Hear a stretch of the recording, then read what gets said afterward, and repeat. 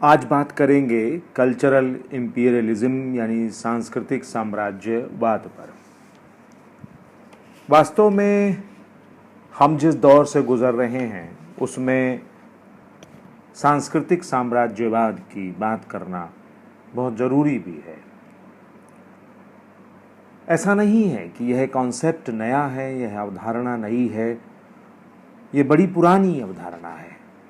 भारतीय इतिहास में देखें तो मौर्य वंश, गुप्त वंश का शासन और उसकी अपनी सांस्कृतिक अवधारणा, उसका राज्य विस्तार और उसका अपना सांस्कृतिक साम्राज्यवाद, फिर मुग़ल शासन और उसका अपना सांस्कृतिक इंपीरियलिज्म, कल्चरल इंपीरियलिज्म, अंग्रेज़ों का ज़माना अलग।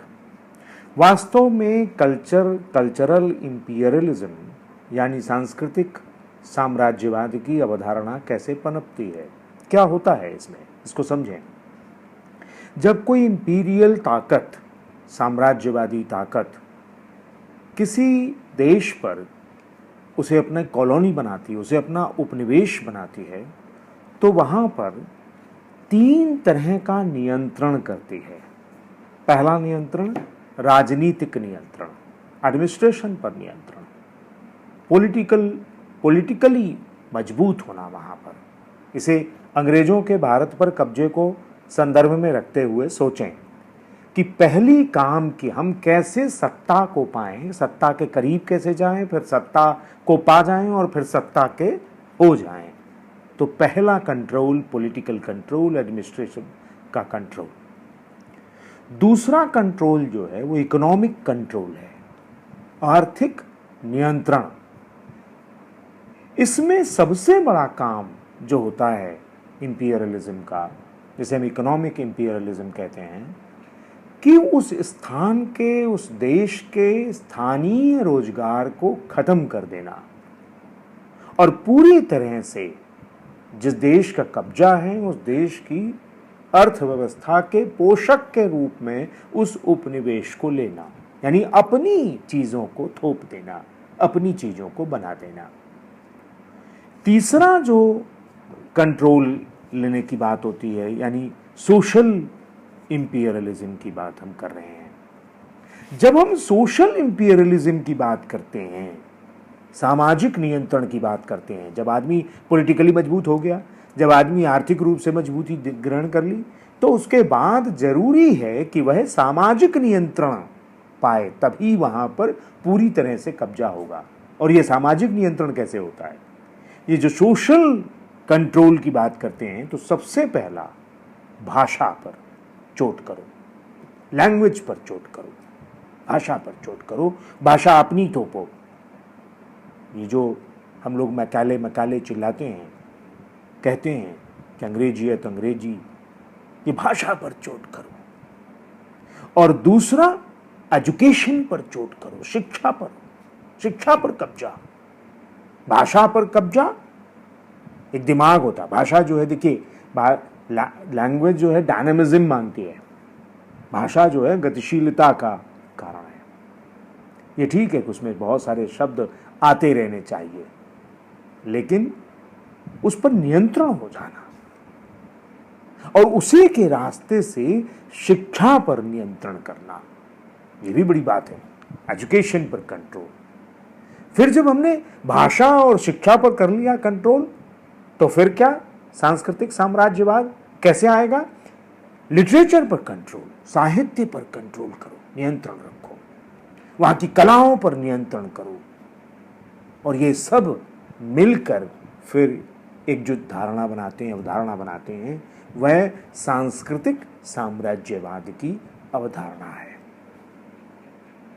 इसे अंग्रेज़ों के संदर्भ में जब हम समझेंगे तो बहुत बढ़िया अवधारणा में मिलेगा कि किस तरीके से धीरे धीरे उन्होंने पॉलिटिकल पावर गेन की, फिर इकोनॉमिकल पावर गेन की, और फिर उसके बाद उन्होंने पूरा का पूरा सोशल कंट्रोल करने की। इसीलिए गांधी जी कहते हैं कि हमारे घर की खिड़कियां खुली रहें और बाहर की संस्कृतियां आएँ, लेकिन इतनी भी तेज हवा ना आए कि हमारे पैर उकड़ जाएं। ये बचाव का रास्ता है। लेकिन आज नहीं है।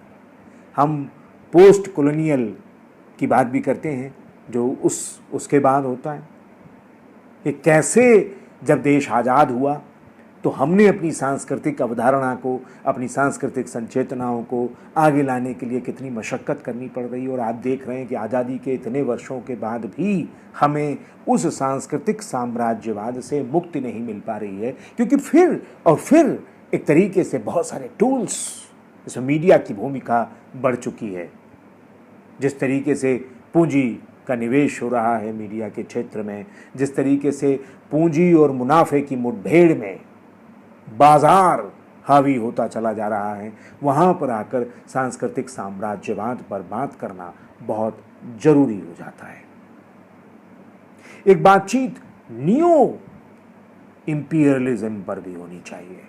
ये जो नियो इंपीरियलिज्म है, 21वीं सदी में यह कॉन्सेप्ट सामने आता है।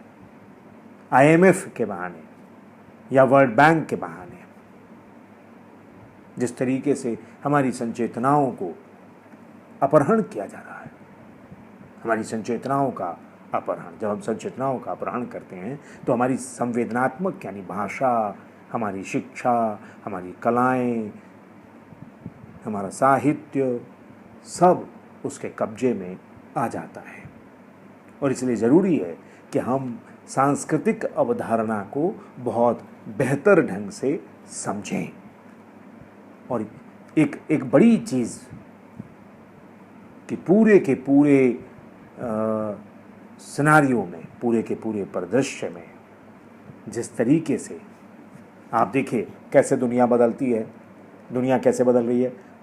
1995 से 2005 तक का समय लीजिए, ये वही समय था जब मॉल आया था, ये वही समय था जब ये ब्रांडेड कपड़े आए थे, ये वही समय था जब ब्रांडेड खाना आया था, और ये वही समय था जब इंटरनेट आया था, और ये वही समय था जिसमें मोबाइल आया था। अचानक पूरा का पूरा परिदृश्य बदलने लगा। सोच समझ, आर्थिक गतिविधियाँ, विचार, लोगों से बात करने का ढंग, अपनी बात रखने का ढंग, सब बदलने लगा। ये वही समय था जब राइट टू इन्फॉर्मेशन हमें मिला। ये वही समय था जब पहली सोशल नेटवर्किंग साइट्स आर्कुट आई थी। तो बदला ना समय, लोग बदले, लोगों की सोच बदली। ये नियो इंपीरियलिज्म किस तरीके से रास्ते से होकर गुजरते हैं हम सब, और वही रास्ता आज पूरी की पूरी सांस्कृतिक अवधारणा, भारतीय सांस्कृतिक अवधारणा, इसे न किसी पार्टी से जोड़ना है, न इसे किसी विचारधारा से जोड़ना है। हम अध्ययन को देखें, भारतीय संचेतना की बात करें, और हम ये देखें कि भारतीय संचेतना को सबसे ज़्यादा खतरा उन चीज़ों से है जो चीज़ें आयातित होकर हमारे तक पहुंच रही हैं। हमारी परंपराएं, हमारी सांस्कृतिक संचेतनाएं, हमारे सरोकार, हमारे संस्कार, ये सब मिलकर हमारे समाज और हमारी सभ्यता को बनाते हैं।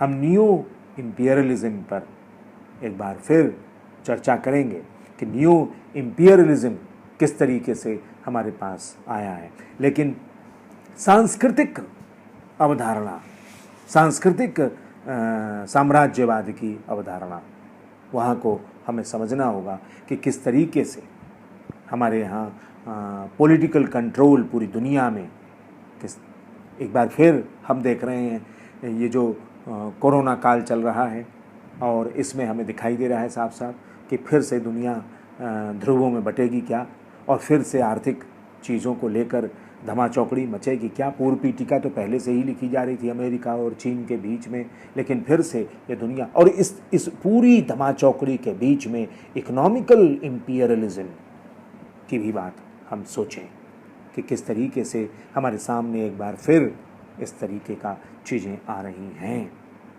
और कहीं ना कहीं हम टेक्नोलॉजी के समय में, टेक्नोलॉजी का उफान और बाज़ार का उफान, और बरास्ते टेक्नोलॉजी बाज़ार में प्रवेश करने का उफान, ये सब कुछ हमारे सोशल इंपीरियलिज्म को हमें गिरफ्त में ले रहा है क्या, ये भी एक सोचने का प्रश्न है।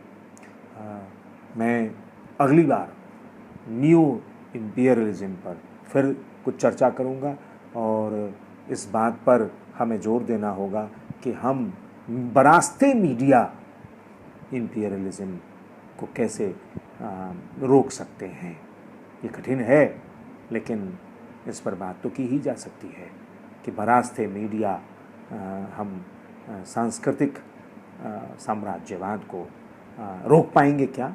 और ऐसे में जब पूंजी हावी हो रहा हो, ख़ासतौर से इलेक्ट्रॉनिक मीडिया को लेकर बात करनी होगी और वेब मीडिया को लेकर बात करनी होगी। ये समय बड़ा कठिन समय है कि इस समय कास्टिंग के सारे सिस्टम एक साथ काम कर रहे हैं और सब डिमांड में है कि पूंजी निवेश हो। और ऐसे समय में जब पूरी की पूरा दौर कोरोना काल के बाद एक मंदी के दौर में आने वाला है, तो बचेगा कैसे सब कुछ, इस पर बातचीत होनी है। अगली बार इस पर विस्तार से फिर